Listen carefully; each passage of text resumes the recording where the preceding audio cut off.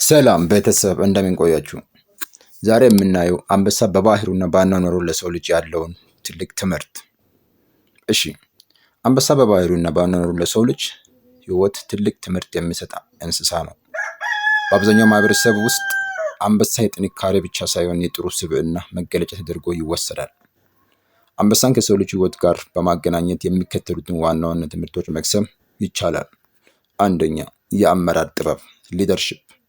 አንበሳ የዱር አራዊት ንጉስ የሚባለው ስለሚጮህ ወይም ስለሚያስፈራ ብቻ አይደለም፣ ለቤተሰቡ ለመንጋው ባለው ጥበቃ ጭምር ነው። ትምህርቱ የእውነተኛ መሪ ማለት በዙሪያው ያሉትን የሚያስፈራ ሳይሆን ለቤተሰቡና ለስራ ባልደረቦቹ ዋስትና የሚሆን አደጋ ሲመጣ ቀድሞ የሚቆም ነው። ሁለተኛ፣ ትኩረትና ትዕግስት ፎከስ እንደ ፔሽንስ። አንበሳ አደን ከመጀመሩ በፊት ለረጅም ጊዜ በትዕግስት ያደባል፣ አድብቶም ይጠብቃል። ኢላማውን አንዴ ከለየ በኋላ አይኑን ከዚያ ላይ አይነቅልም።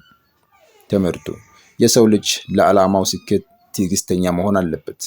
ትኩረታችንን በተለያዩ ነገሮች ከመበተን ይልቅ በዋናው ግባችን ላይ ትኩረት አድርገን ጊዜያችንን መጠበቅ ለስኬት ያበቃል። ሶስተኛ፣ በቡድን የመስራት መንፈስ ቲምወርክ። አንበሶች በተለይ ሴቶቹ አድኖ ለመብላት በጋራ ይሰራሉ። አንዷ ስታሳድድ ሌላዋ ትቀበላለች። ያለ ቡድን ስራ ትልልቅ እንስሳትን እንደ ጎሽ መጣል አይችሉም። ትምህርቱ የሰው ልጅ በማህበራዊ ህይወቱም ሆነ በስራው ከሰዎች ጋር ተባብሮ መስራት ሲችል ብቻ ነው ታላላቅ ለውጦችን ማምጣት የሚችለው። ብቻውን የበላ ብቻውን ይሞታል ነው የሚባለው። ስኬት በጋራ ሲሆን ይበረታል። አራተኛ፣ ስለ ግርማ ሞገስና በራስ መተማመን ኮንፊደንስ። አንበሳ በጫካ ውስጥ ሲራመድ በራስ መተማመን ይታይበታል። ዝሆንን ሲያይ ግዙፍ ነው ብሎ አይፈራም፣ ይልቁንም ምግቤ ነው ብሎ ያስባል። ትምህርቱ በህይወት ውስጥ የሚያጋጥሙንን ተግዳሮቶች የምናይበት መንገድ አቲቲዩድ ውጤታችንን ይወስነዋል። ችግሮችን ከኛ በላይ ግዙፍ አድርገን ከማየት ይልቅ በራስ መተማመን ልናሸንፈው እንደምንችል ማመን ይገባል። አምስተኛ፣ እረፍትና ኃይልን ማደስ ሬስት ኤንድ ሪኮቨሪ። አንበሳ በቀን ውስጥ እስከ 20 ሰዓታት ሊተኛ ይችላል። ይህ ሰነፍ ስለሆነ ሳይሆን የሚቀጥለውን አደን ለማከናወን ኃይል እያጠራቀመ ስለሆነ ነው። ትምህርቱ የሰው ልጅም ያለማቋረጥ በመድከም ራሱን መጉዳት የለበትም። ውጤታማ ለመሆን በቂ እረፍት ማድረግ፣ አእምሮን ማደስና ለሚቀጥለው ትልቅ ስራ መዘጋጀት አስፈላጊ ነው።